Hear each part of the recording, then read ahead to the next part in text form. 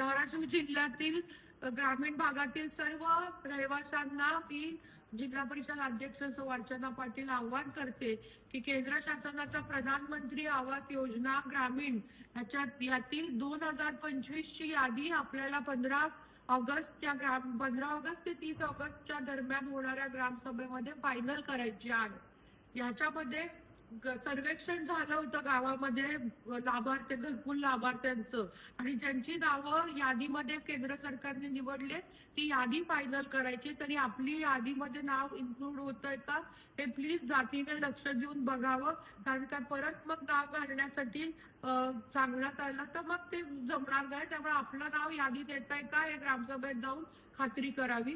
दुसरी गोष्ट, सर्वे झाला पण फायनल यादीमध्ये आपलं नाव आलेलं नाहीये, अशांची सुद्धा नावाची यादी शासनाने केंद्र शासनाने मागितली आहे।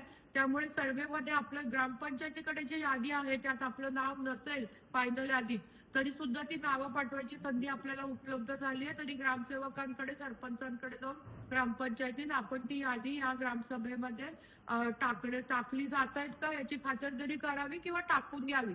तिसरा मुद्दा, सर्वे पण झालेला नाहीये आणि यादीमध्ये पण नाव आलेलं नाहीये, पण जे घरकुल धारक आहे म्हणजे ज्यांचं घरकुल पडलेलं आहे, जे गरीब लाभार्थी आहेत ज्यांना घरकुलाची गरज आहे अशा लाभार्थ्यांची यादी केंद्र शासनाने मागवलेली आहे।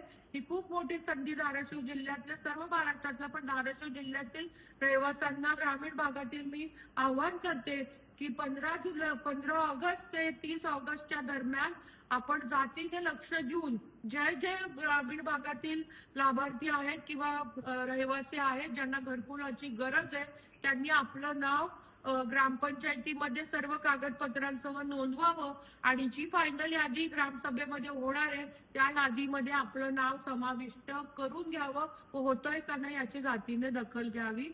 ही योजना अतिशय मोठा उपक्रम केंद्र शासनाचा मागेल त्याला घर या योजनेखाली होतोय, प्रधानमंत्री आवास योजनेखाली। आणि आमची इच्छा जिल्हा परिषद धाराशिवची हीच आहे की धाराशिव जिल्ह्यातील एकही लाभार्थी घरकुल योजनापासून वंचित राहू नये। त्यामुळे कृपा करून 15 ऑगस्ट ते 30 ऑगस्ट या दरम्यान आपलं नाव घरकुल म्हणजे ज्यांना घरकुलाची गरज आहे त्यांनी आपलं नाव ग्रामपंचायतीमध्ये सर्व कागदपत्रासह नोंदवावं। धन्यवाद।